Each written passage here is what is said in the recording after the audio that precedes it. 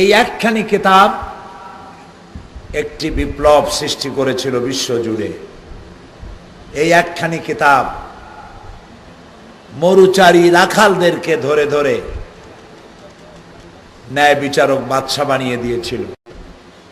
এই কিতাবখানি বেদুইনদেরকে ধরে ধরে বিচারপতি বানিয়েছিল। এই একখানি কিতাব রাস্তার লোক ধরে ধরে দিগ্বিজয়ী সেনাপতি বানিয়েছিল।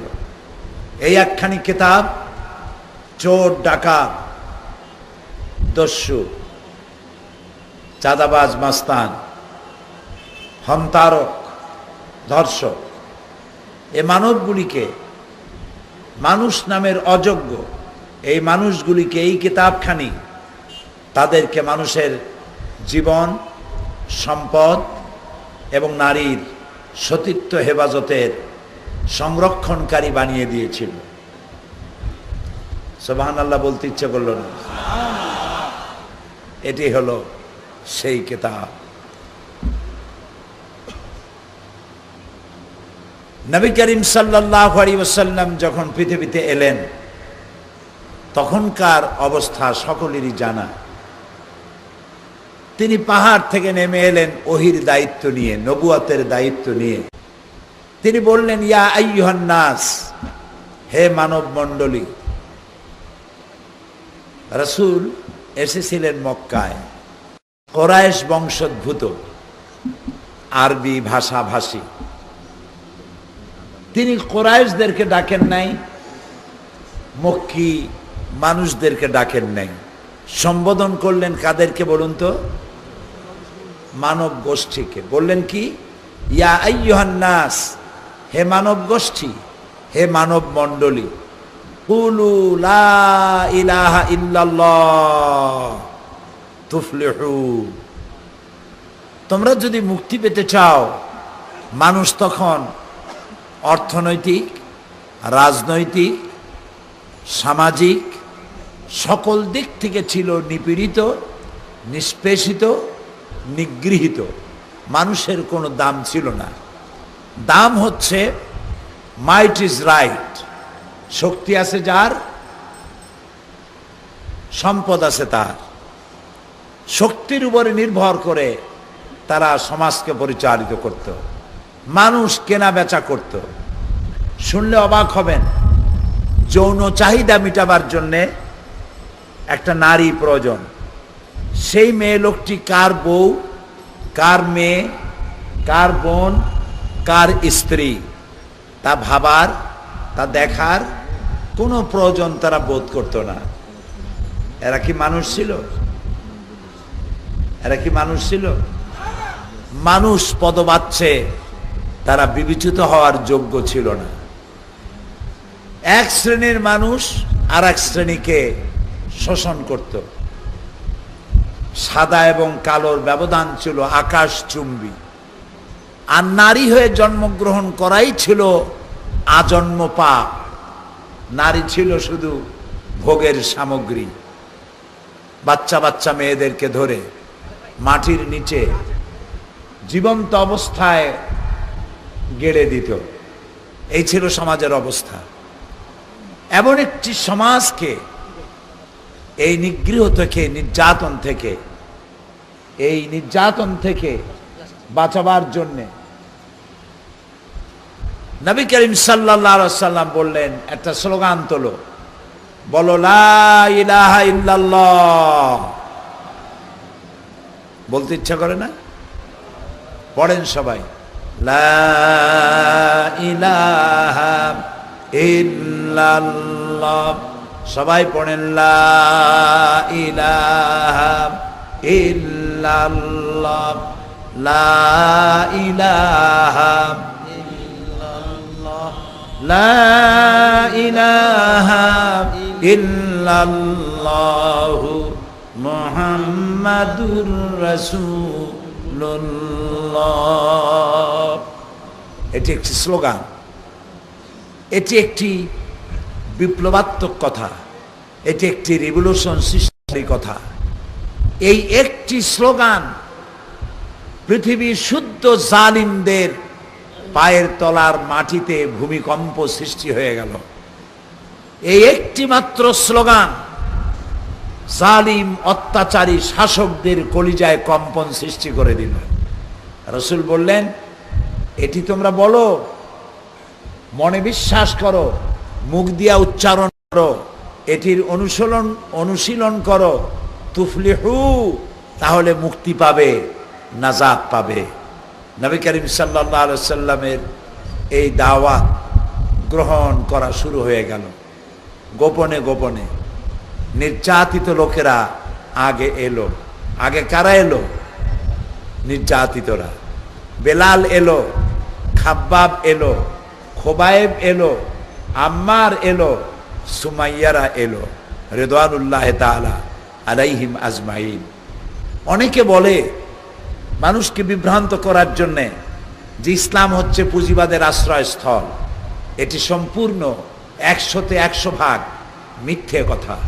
যদি এটা সত্য হতো তাহলে ধনাঢ্য ব্যক্তিরাই আগে ইসলাম কবুল করত। ইতিহাস কি বলে? রাসূলের দাওয়াত সর্বপ্রথম কারা গ্রহণ করেছে বলেন? আমি কি আগের রাজশাহীতে আসছি, না পুরান কোন রাজশাহী, না নতুন কোন রাজশাহী? আরে ভাই, কথার জবাব তো দেবেন পুরুষের মতো। ইসলাম সর্বপ্রথম কবুল করলো কারা? নির্যাতিত ব্যক্তিরা, মজলুম ব্যক্তিরা ইসলাম কবুল করেছে প্রথম। এবং এই ইসলাম কবুল করার কারণে তারা আরো নির্যাতিত হয়েছেন। বুখারী শরীফের হাদিস, ওয়ান খাব্বাব বিনিল আরিত রাদিয়াল্লাহু তাআলা আনহু আন্নাহু قال شكونا إلى رسول الله صلى الله عليه وسلم وهو متوسد بردة له في ظل الكعبة। হযরত খাব্বাব বলেন, আমি একদিন রাসূলকে খুঁজতেছিলাম, খুঁজতে খুঁজতে তাকে পাওয়া গেল কাবা শরীফের ছায়ায় চাদর মুড়ি দিয়ে তিনি আরাম ফরমাচ্ছিলেন। আমি কাছে গিয়ে বললাম, অভিযোগ করলাম, অভিযোগের সুরে বললাম, আলা তাদউ লানা আলা তাস্তানসিরু লানা ইয়া রাসূলুল্লাহ, হে আল্লাহর রাসূল, আপনি কি আমাদের জন্য আল্লাহর কাছে দোয়া করবেন না, সাহায্য প্রার্থনা করবেন না? আমরা তো মার খেতে খেতে শেষ হয়ে গেলাম, আমাদেরকে খেতে দেয় না, পড়তে দেয় না, আমাদের উপর অত্যাচার করা হয়, আপনি কি আমাদের জন্য দোয়া করবেন না? নবীজি স্বঅবস্থা থেকে উঠে বসলেন আর বললেন, ও খাব্বাব, তোমাদের আগে এই পৃথিবীতে যারা এসেছিলেন আল্লাহর দ্বীন কায়েমের জন্য, তাদেরকে সমকালীন রাষ্ট্রশক্তি জালিমেরা তাদের ধরত। ফায়ুখাযুর রাজুলু ফায়ুহফারু লাহু ফিল আরদ, এরপরে জমিনের মধ্যে গর্ত খনন করা হতো। ফায়ুজালু ফি, এরপরে সেই গর্তের ভিতরে কোমর পর্যন্ত তাকে দাবায় দিয়া, সুম্মা ইউতা বিল মানশার, এরপর করাত আনা হতো। ফায়ুদাউ আলা রাসিহি, এরপরে করাত তার মাথার উপরে রাখা হতো। ফায়ুজালু নিসফাইন, এরপরে করাত দিয়া চিরে জীবিত মানুষকে দ্বিখণ্ডিত করে তারা ফেলে দিত।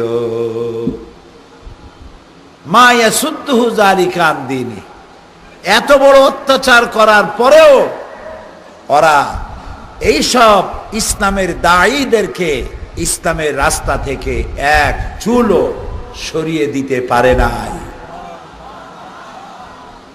ওয়াল্লাহি ওয়াল্লাহি, ও খাব্বাব, আমি আল্লাহর নামে কসম করি। সুবহানাল্লাহ। কে কসম করছেন? আল্লাহ রাসূল। ওয়াল্লাহি লা ইউতাম্মিমান্নাল্লাহু হাযাল আমর হাত্তা ইয়াসিরা আর-রাকিব মিন সানা ইলা হাদারামাউত। ও খাব্বাব, আমি আল্লাহর নামে কসম করি, শপথ করি ইয়েমেনের রাজধানী সানা থেকে শুরু করে একজন সুন্দরী রমণী তার সৌন্দর্যের পসরা নিয়ে রওনা করবে। সওদাগরেরা তাদের সম্পদ নিয়ে টাকা কড়ি নিয়ে রওনা করবে। হাজার হাজার মাইল পাড়ি দিয়ে হাজরামাউত পৌঁছে যাবে। লা ইয়াখাফু ইল্লাল্লাহ, কোন মানুষের মনের ভিতরে আল্লাহর ভয় ছাড়া কোনো ভয় থাকবে না। তবে হ্যাঁ, আবেযিবু আলা গানামি, একটা ভয় থাকতে পারে যে বাঘ অথবা সিংহ তাদের ভেড়াগুলির উপরে, তাদের সাথে রাখা উটগুলির উপরে আক্রমণ করতে পারে। লক্ষ্য করুন, রাসূলের কথা আল্লাহর কথায় ফাঁক থাকে না, কথা কমপ্লিট। যদি শুধু তিনি বলতেন লা ইয়াখাফু ইল্লাল্লাহ, আল্লাহ ছাড়া কোনো ভয় থাকবে না, আর যদি কোনো কাফেলার সাথে উট থাকতো, ছাগল থাকতো, আর যদি জঙ্গলি বাঘ এসে ধরে নিয়ে যেত উটটারে, দুম্বাটাকে, ছাগলটারে, তাহলে রসুলের কথার সাথে বৈপরীত্য হতো। কারণ তিনি বলেছেন লা ইয়াখাফু ইল্লাল্লাহ, আল্লাহ ছাড়া কোনো ভয় থাকবে না। কিন্তু ওই যে ফাঁকটা এটুকুন কমপ্লিট করে দিলেন তিনি, আবেযিবু আলা গানামি। ভয় একটা থাকতে পারে, সম্পদ তোমার চুরি হবে না, নারীর সতীত্ব আর সম্ভ্রম কেউ নষ্ট করবে না, এ ভয় থাকবে না। তবে একটা ভয় থেকে যাবে, পাহাড়িয়া এলাকা থেকে দুর্গম এলাকা দিয়ে যাত্রা করাকালীন তোমাদের সাথে উট আর ছাগল যদি থাকে, তাহলে বাঘে সিংহে উট ছাগল ভেড়াটা ধরে নিয়ে যেতে পারে, এ ভয়টা থাকতে পারে। মানুষের কথায় ফাঁক থাকে, কিন্তু আল্লাহ এবং রসুলের কথায় ফাঁক, বোঝেন না, ফাঁক থাকে না। একজন মৌলভী সাহেব ছিলেন, তিনি ওয়াজ করতে যেতেন। ওয়াজ করতে গিয়ে তিনি চিন্তা করতেন যে মাহফিলে বড় কোনো আলেম আছে নাকি। তো বড় আলেম থাকলে তাহলে তো ছোট আলেমদের ওয়াজ করা একটু অসুবিধা হয়ে যায়। কোরআন হাদিস সম্পর্কে জানা কম, কিন্তু বড় বড় আলেম আছে, তখন একটু সমস্যার সৃষ্টি হয়, কথা বলতে সমস্যার সৃষ্টি হয়ে যায়। এখন তিনি একটা টেস্ট করতেন, সেই চালাক মৌলভী সাহেব, তিনি একটা টেস্ট করতেন ওয়াজের শুরুতে যে বড় কোনো আলেম আছে নাকি। সেজন্য তিনি বলতেন যে আমি একটি ওয়াজ আজ করব আপনাদের সামনে, সে ওয়াজটি হবে একটি পাতার ওয়াজ। সে পাতাটির এতই ফজিলত এবং বরকত, পাতাটি যদি নদীতে পড়ে তাহলে কুমির হয়ে যায়, আর যদি পাতাটি মাটিতে পড়ে তাহলে বাঘ হয়ে যায়। এরকম একটি পাতার ওয়াজ আমি আপনাদেরকে আজ শোনাতে চাই। জনগণ বলল, অবশ্যই এরকমের একটি পাতার ওয়াজ তো আমরা শুনতেই চাই। মৌলভী সাহেব এখন দেখছেন যে কোনো আলেম টালেম আছে নাকি। এক কোনা দিয়ে একজন দাঁড়ায় বলল, হুজুর পাতার ওয়াজ আপনার শুনবো, কিন্তু একটি কথার জবাব আগে দিতে হবে। আপনার এই বরকতপূর্ণ পাতাটির অর্ধেক যদি পড়ে পানিতে আর অর্ধেক পড়ে যদি ডাঙ্গায়, তাহলে কি হবে? মৌলভী সাহেব বুঝলো মৌলানা তো আছে এখানে। কাজী ওয়াখির দাওয়ানা আলহামদুলিল্লাহি রাব্বিল আলামিন, মোনাজাত শেষ করে চলুন। তো এটি হচ্ছে আল্লাহ এবং রসুলের কথায় ফাঁক থাকে না, মানুষের কথার মধ্যে ফাঁক থেকে যায়। নবী করিম সাল্লাল্লাহু আলাইহি সাল্লাম শুধু যদি বলতেন লা ইয়াখাফু ইল্লাল্লাহ, তাহলে ওই ফাঁকটুকুন থেকে যেত। এই ফাঁকটুকুন বন্ধ করে দিয়ে তিনি বললেন, ও খাব্বাব ওয়ালাকিন্নাকুম তাস্তাজিলুন, তোমরা তাড়াহুড়ো করছো, অপেক্ষা করো, এত তাড়াহুড়ো করো না, মায়ের আরো খাওয়া লাগবে, আরো নির্যাতন হবে, আরো কষ্ট হবে। তারপরে এমন এক সময় আসবে যখন আল্লাহ ছাড়া কোনো ভয় তোমাদের থাকবে না। রসুলের এই কথা বাংলাদেশেও প্রযোজ্য হবে ইনশাআল্লাহ। সেদিনের অপেক্ষায় থাকতে হবে, সেদিনের অপেক্ষায় থাকতে হবে। আর নিজেদেরকে তৈরি করতে হবে রসুলের দেখানো পথে। কার দেখানো পথে বলেন সবাই? রসুলের দেখানো পথে। তিনি নিজস্ব মন মস্তিষ্ক প্রসূত কোনো বিধান দেননি। তিনি যেটা দিয়েছেন সেটা কার? রাসূল। তিনি কি কোনো কলেজে পড়েছেন? সেই কলেজের নাম কি? কোনো বিশ্ববিদ্যালয় পড়েছেন? কোনো মাদ্রাসায় পড়েছেন? তিনি কি লিখতে জানতেন? তিনি কি পড়তে জানতেন? তিনি কি নিজের নামও সই করতে জানতেন? এই দেখুন, এখানে আল্লাহ তাআলা বলছেন ওয়াজাদাকা দাল্লান ফাহাদা। আপনি তো পথ হারা ছিলেন, আমি আপনারে পথ দেখাইছি। সুবহানাল্লাহ। ওয়ামা তাদরি মাল কিতাব ওয়ালাল ঈমান। আপনি এটাও জানতেন না কিতাব কারে কয়, আপনি এও জানতেন না ঈমান কারে কয়। আমি আল্লাহ আপনারে শিখাইছি, কিতাব শিখাইছি, আপনাকে ঈমান শিখিয়েছি। সুবহানাল্লাহ। নবীজির কাছে আল্লাহ তাআলা ওহী অবতীর্ণ করতেন, আর আল্লাহর নবী মুখস্থ করার জন্য জিহ্বাকে বারবার নাড়াচাড়া করতেন। আল্লাহ তাআলা বললেন লা তুহাররিক বিহি লিসানাকা লিতাজালা বিহি। ও নবী, কোরআনকে মুখস্থ করার জন্য এত তাড়াহুড়ো করার কোনো প্রয়োজন আপনার নাই। আমার জিবরাইল যখন আপনার সামনে একবার তেলাওয়াত করবে, আপনি আমার জিবরাইলের সাথে একবারই উচ্চারণ করবেন, আপনার গোটা সিনার ভিতরে তামাম কোরআন শরীফ মুখস্থ করায় দেওয়ার মালিক আমি আল্লাহ। আমি কোরআন শরীফ আপনার মুখস্থ করায় দেব। সুবহানাল্লাহ। আপনি এটারে মুখস্থ করতে পারবেন, আপনি এটা তেলাওয়াত করতে পারবেন, আপনি এটা তেলাওয়াত করিয়া মানুষকে বুঝাইতে পারবেন, সে তৌফিকও আমি আপনাকে দান করে দেব। কোরআন নাজিল হলো, কোরআন এলো আর নবী এলো। কি জন্য এলো? কোরআন কি, ইসলাম কি, আমি সেই কথাটাই বুঝাইতে চেষ্টা করব। বলেন ইনশাআল্লাহ, বলেন ইনশাআল্লাহ। আল্লাহ যেন আমাদেরকে বুঝান, আমরা বলি আমিন। বলেন না আমিন। আল্লাহ যদি না বুঝায় আমরা কি বুঝতে পারবো?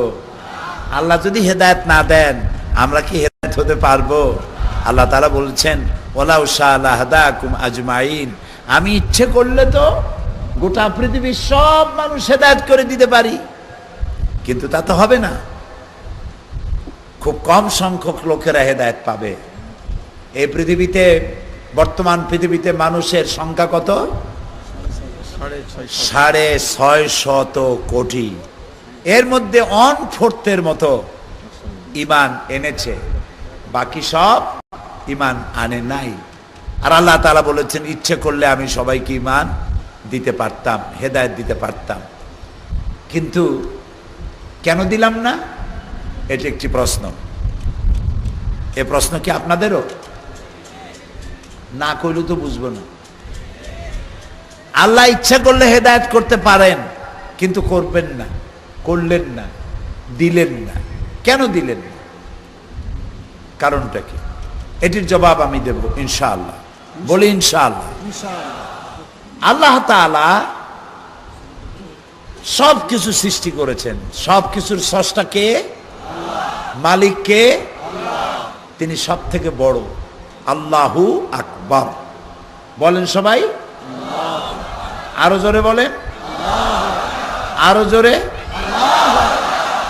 তিনি সর্বশ্রেষ্ঠ, তার থেকে বড় কেউ নেই। প্রতিটি ছোট জিনিস বড়কে কেন্দ্র করে আবর্তিত হয়। পৃথিবী বড় না চাঁদ বড়? আপনাদেরকে জবাব দিতে হবে। পৃথিবী বড় না চাঁদ বড়?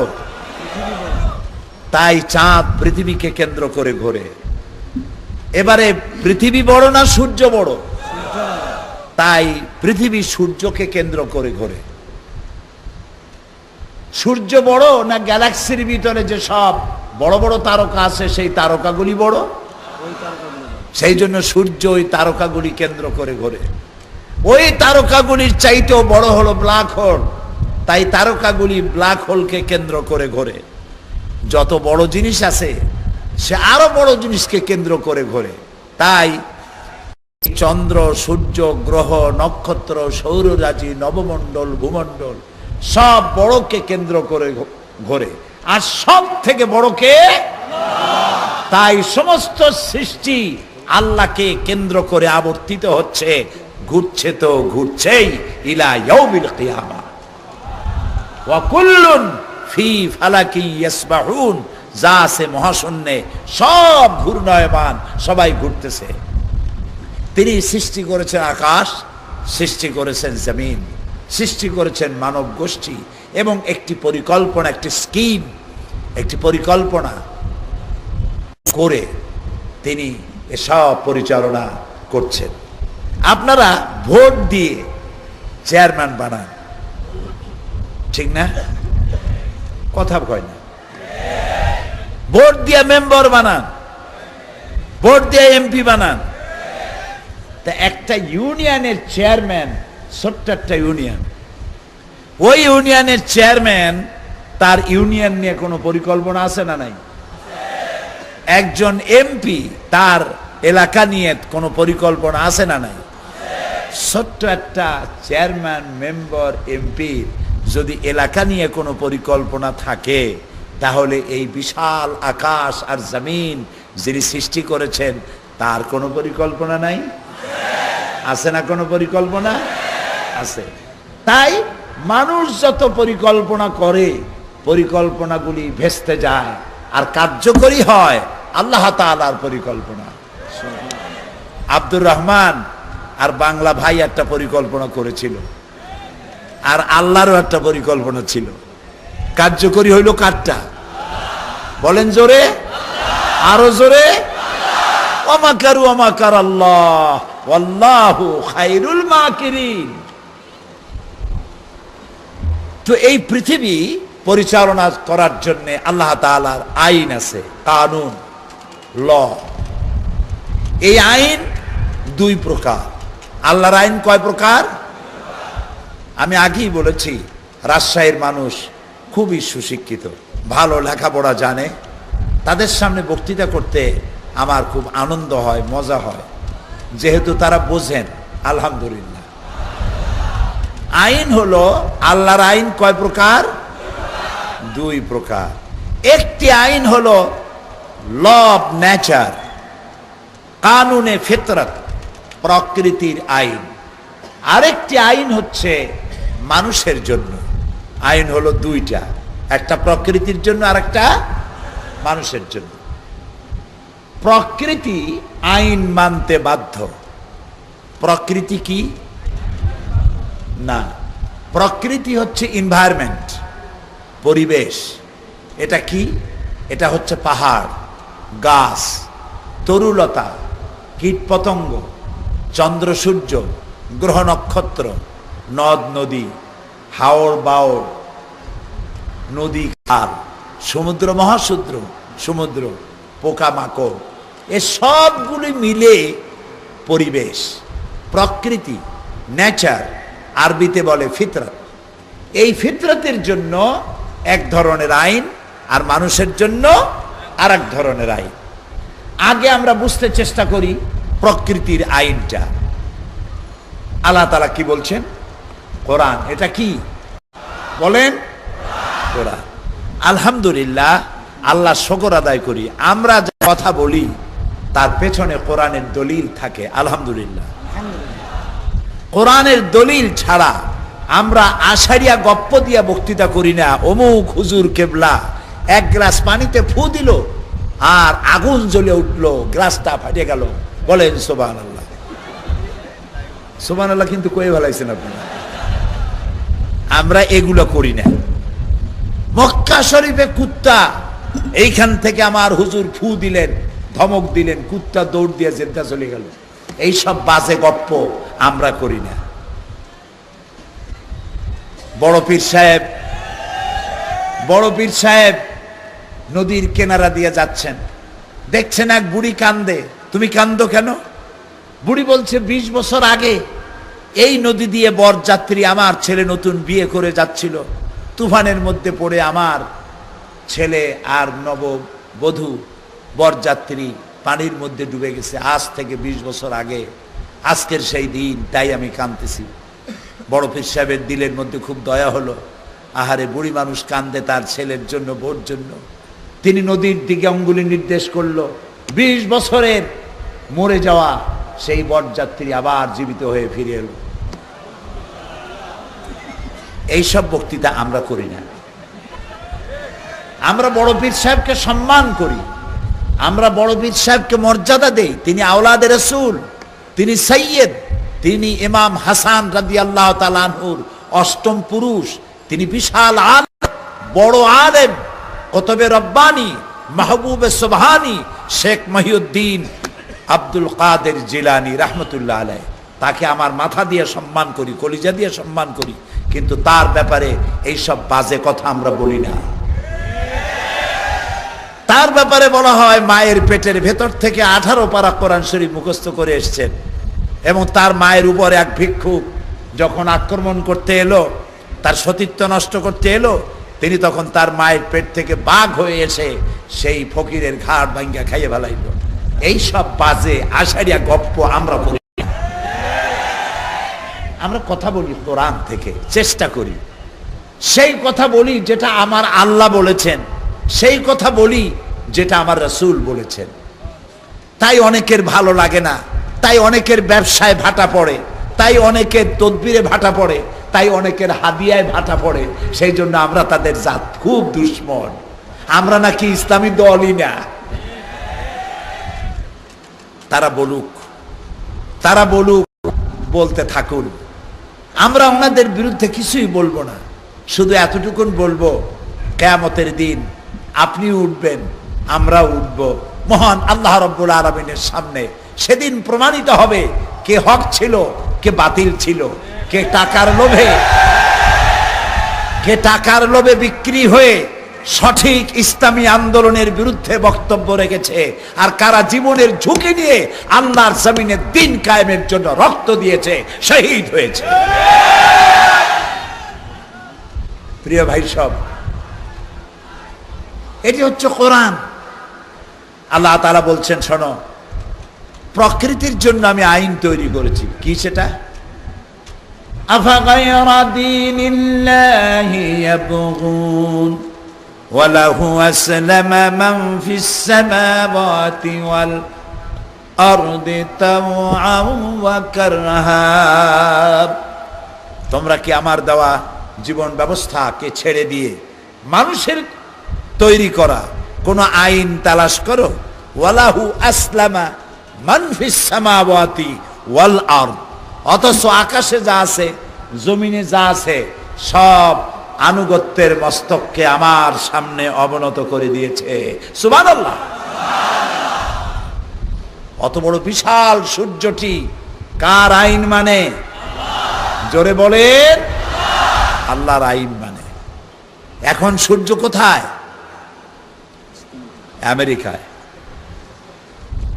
আমেরিকায় চলে গেছে। বাংলাদেশে সূর্য এখন উঠতে পারবে না।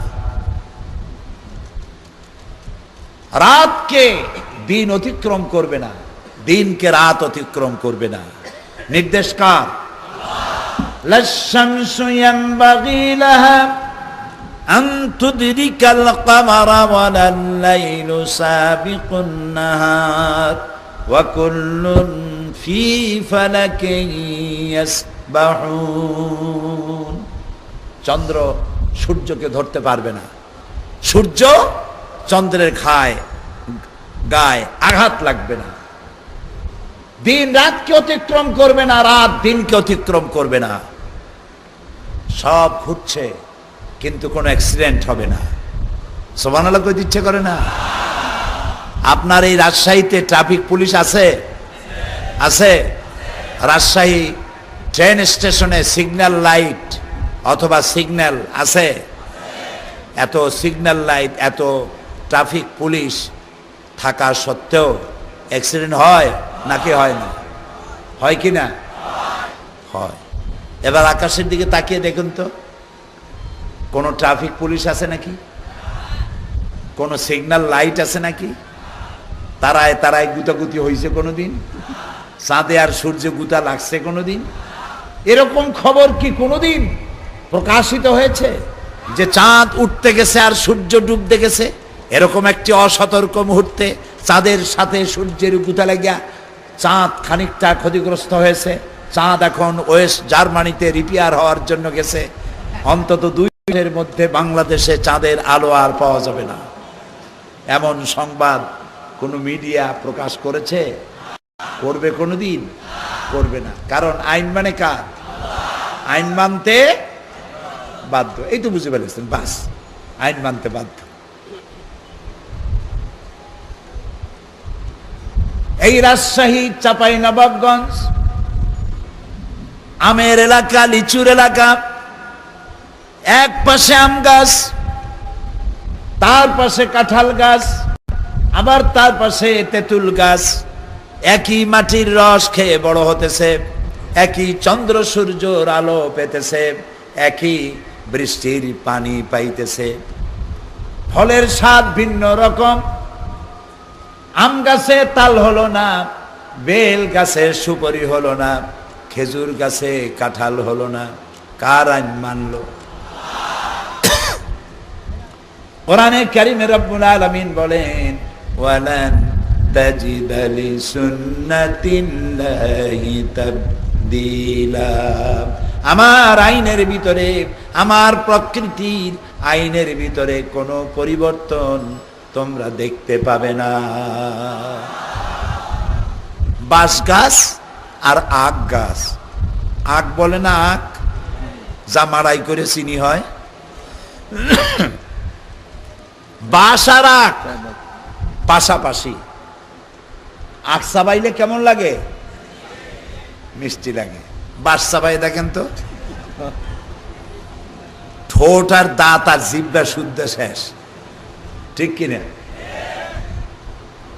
খেজুর গাছ মাথা কাটলে যে রস পাওয়া যায়, খেজুর গাছের গোড়ার দিয়া খুঁজতে খুঁজতে 3 মাইল যদি নিচে ঢোকেন, ওই রকম মাথার মতো 1 ফোঁটা মিষ্টি রস পাওয়া যাবে কোথাও? সুপারি গাছ কাটলে কি ওই রকম রস আসবে? মানলো গাছ। এই যে পদ্মা নদী, ব্রহ্মপুত্র, শীতলক্ষা, বুড়িগঙ্গা আর যত নদী আমার দেশে আছে, এই নদীর পানিগুলো, মিষ্টি পানিগুলো ভাটির টানে বঙ্গোপসাগরে চলে যায়। আবার বঙ্গোপসাগরের লবণ পানিগুলি মিষ্টি নদী এলাকায় চলে আসে। এ পানিগুলি মাঝখানে যাতায়াতে মিষ্টি পানি নোনা এলাকা অতিক্রম করতে পারে না, নোনা পানি মিষ্টি এলাকা অতিক্রম করতে পারে না। হুকুম মানে কার? মারাজাল বাহরাইনে ইয়ালতাকিয়ান বাইনাহুমা বারযাখুন লা ইয়াবগিয়ান। সমান্তরালে নদী সমুদ্র প্রবাহিত হচ্ছে, কোনো পার্টিশন নাই, হিজাব নাই, পর্দা নাই, অথচ তার আল্লাহর নির্ধারিত এরিয়া, বর্ডার ক্রস করার ক্ষমতা কারো নাই। সেই আল্লাহর একটু জিকির করেন, সুবহানাল্লাহ, আলহামদুলিল্লাহ, লা ইলাহা, আরো জোরে,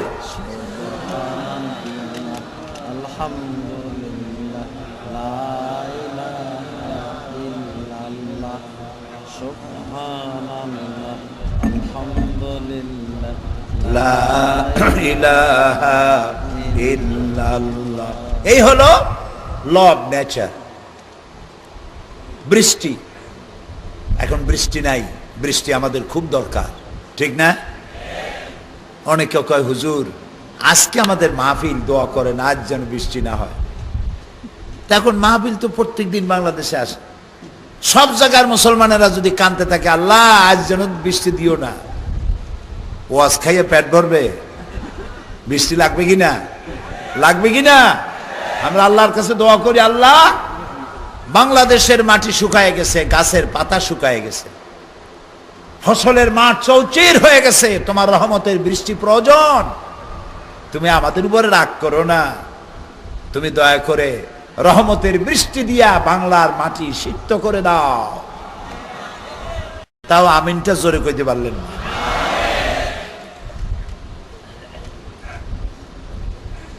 কিয়ামত পর্যন্ত মানুষ অনশন ধর্মঘট করে আল্লাহর এক ফোঁটা বৃষ্টি নামাইতে পারবে না। পারবে? বৃষ্টি দেওয়ার মালিক কে? আল্লাহ তাআলা। ওই আল্লাহ হুকুম করেছেন, সমুদ্রের পানিকে আল্লাহ উপরে উঠাইছে। মেঘ, যত মেঘ দেখতে পান, মেঘের কত স্তর প্লেনে উঠলে দেখা যায়, কত স্তর। মনে হয় যেন ফেরেশতারা ল্যাব সেলাই করবে, তুলাগুলা সাজায় রাখছে। কি সুন্দর যে দেখতে, প্লেনে চড়লে দেখা যায়। আর পৃথিবীটা যে কত সুন্দর প্লেনে উঠলে দেখা যায়। বিশেষ করে আমাদের বাংলাদেশটা কত সুন্দর, তা প্লেনে উঠলে দেখা যায়। মনে হয় যেন আল্লাহ তাআলা সবুজ একটা চাদর দিয়ে আমাদের দেশটাকে ঢেকে দিয়েছেন। গাছপালা, পাহাড় পর্বত, নদ নদী, কি সুন্দর এই দেশ। আলহামদুলিল্লাহ, আলহামদুলিল্লাহ, সুন্দর করে সাজানো।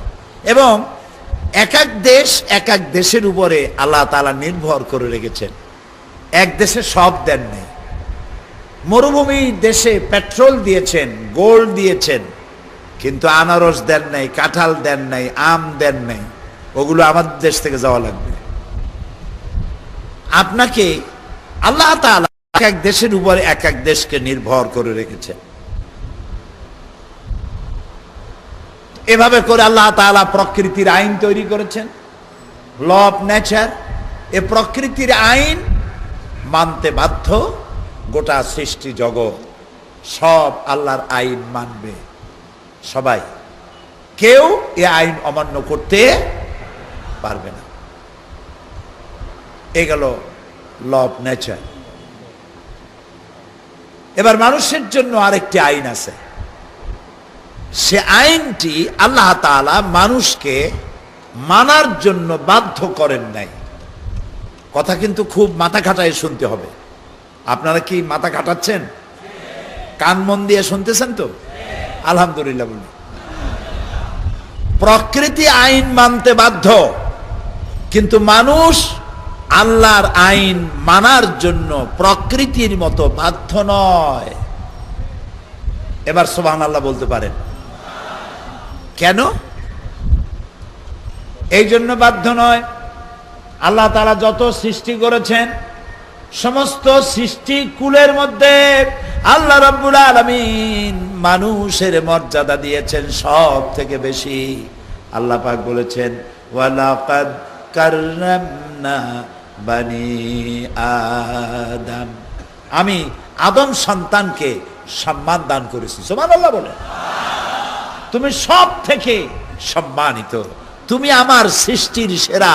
আমি যা বানাইছি এর মধ্যে তোমার মতো সুন্দর করে আমি কাউকে বানাই নাই।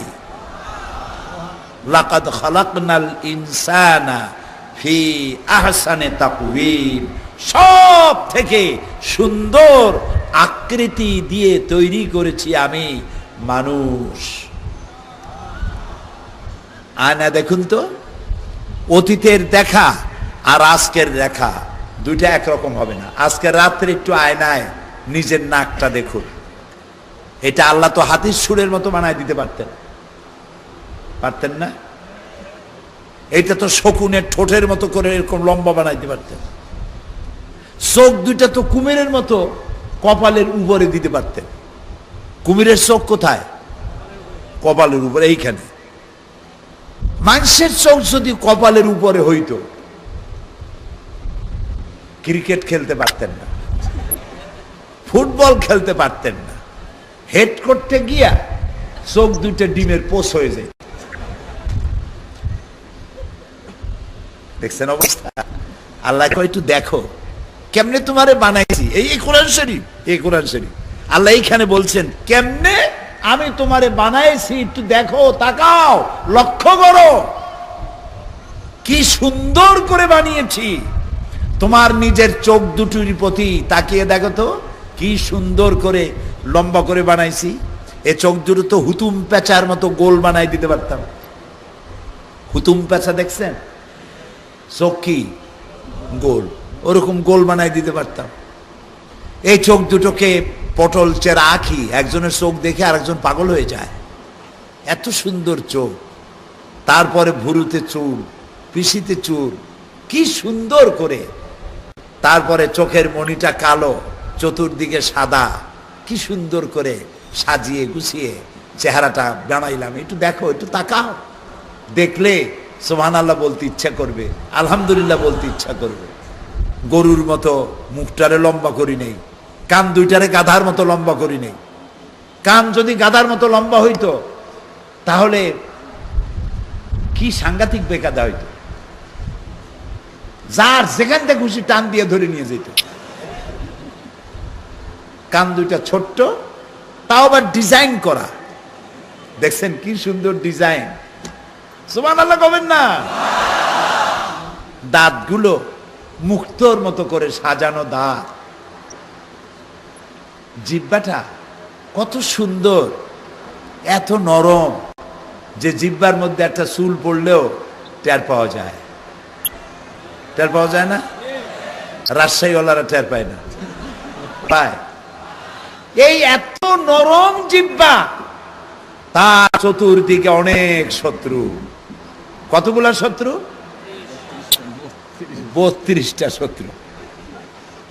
জিহ্বার অভ্যাসটা দেখেন, এই 32টা শত্রুর মধ্যে জিহ্বা অবস্থান করে, সতর্ক অবস্থান।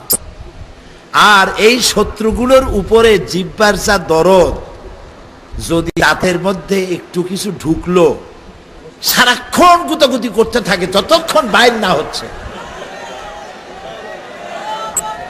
দেখছেন এত দরদ যে দাঁতের উপরে জিহ্বার, সেই দাঁতগুলো এত অভদ্র, একটু সুযোগ পাইলি কামড় মাইরা রক্ত বাইর করে দেয়, ঠিক না? এই জিহ্বা হলো মোমেন, এই জিহ্বা হলো মোমেনের চরিত্র, জিহ্বা হলো মোমেনের চরিত্র। আর দাঁতগুলি হলো আল্লাহর অবাধ্য চরিত্র। দৃষ্টান্ত দিচ্ছি আমি।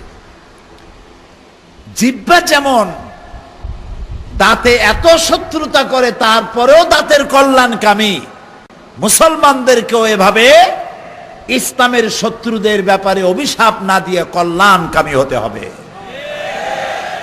এবং তাদের জন্য দোয়া করতে হবে, তাদেরকে পথে আনার জন্য চেষ্টা করতে হবে, 1000 বার, একবার দুইবার না, সারা জীবন। জিহ্বা এত নরম করলেন কেন আল্লাহ? এই জন্য যাতে করে আপনি নরম কথা বলেন, নরম নরম কথা বলবেন। ওয়াকুলু লিন্নাসি হুসনা, আল্লাহ বলছেন মানুষের সাথে সুন্দর সুন্দর কথা কও, মিষ্টি করে কথা বলো। সুবহানাল্লাহ। রাসূলুল্লাহ বলেছেন হাসি মুখে কথা বলো। হাসি মুখে কথা বললে একটা সাদকা দেওয়ার মতো সমান সওয়াব হয়ে যায়। রাজশাহীতে একটা ছাগলের দাম কত? মুরগি দিয়ে তো সদকা হয় না, মুরগি দিয়ে সদকা হয়? একটা কমসে কম ছাগল লাগবে। একটা ছাগলের দাম কত? 3000, মিনিমাম 2500 থেকে 3000 টাকা। তো 2500 3000 টাকা খরচ করলে সদকা দিয়ে যে সব হবে, আল্লাহর এক বান্দার সাথে একটু হাসি মুখে কথা বললে রাসূলুল্লাহ বলছেন ওই সব আমলনামায় লেখা যাবে। সুতরাং মানুষের সঙ্গে সদ্ব্যবহার করো, ভালোভাবে কথা বলো, মিষ্টি কথা বলো। তোমারে আমি খুব সুন্দর করে বানিয়েছি, তোমার হাত দেখো, পাও দেখো, শরীর দেখো, জিহ্বা দেখো, মাথা দেখো, কত সাজানো গোছানো সুন্দর করে বানানো এ মানুষ। সুবহানাল্লাহ। আল্লাহ রাব্বুল আলামিন বলেন লাকাদ খালাকনাল ইনসানা ফি আহসানি তাকওয়িম, সব থেকে সুন্দর করে বানালাম এই মানুষকে, সুম্মা রাদাদনাহু আসফালা সাফিলিন। এই মানুষ আবার নিচে নামতে নামতে এত নিচে নেমে যায়, শয়তান অবাক হয়ে যায় আর ভাবে মানুষ এত নিচে নামলো কিভাবে। শয়তান নিজেই অবাক হয়ে যায় যে আমিও তো পারতাম না এত নিচে নামতে, মানুষ নামলো কেমনে এত নিচে। মানুষ কত নিচে নামছে। সারা পৃথিবীর আবহমান কাল থেকে নিয়ম হচ্ছে জৈবিক চাহিদা মিটাবার জন্য প্রত্যেকটি প্রাণীর মধ্যে নর নারীকে খোঁজে, নারী নরকে খোঁজে। অর্থাৎ